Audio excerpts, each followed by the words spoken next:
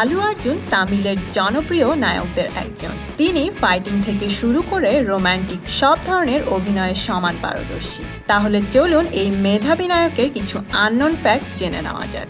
আলু অর্জুন বিজেতা ছবিতে শিশু শিল্পী হিসেবে অভিনয় জীবন শুরু করলেও গাঙ্গোত্রী ছবিতে সর্বপ্রথম মেইন অ্যাক্টর হিসেবে অভিনয় করেন।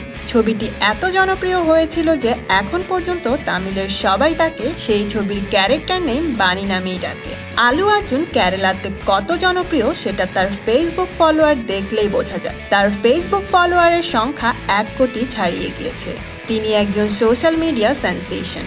এই হার্টথ্রব অভিনেতা কলেজ জীবনে মেয়েদের ইমপ্রেস করার জন্য কিবোর্ড বাজানো শিখেছিলেন। এমনকি তিনি একজন ভালো কিবোর্ড প্লেয়ার।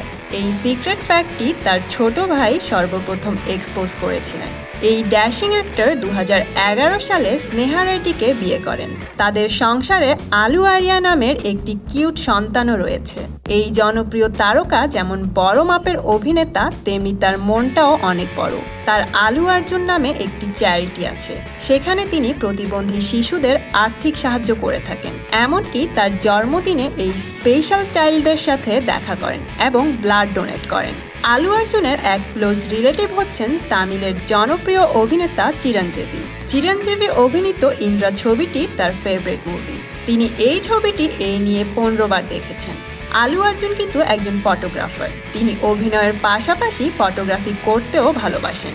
আপনি কি জানেন আলু অর্জুন যদি অভিনয়ে না আসতেন তাহলে কি করতেন?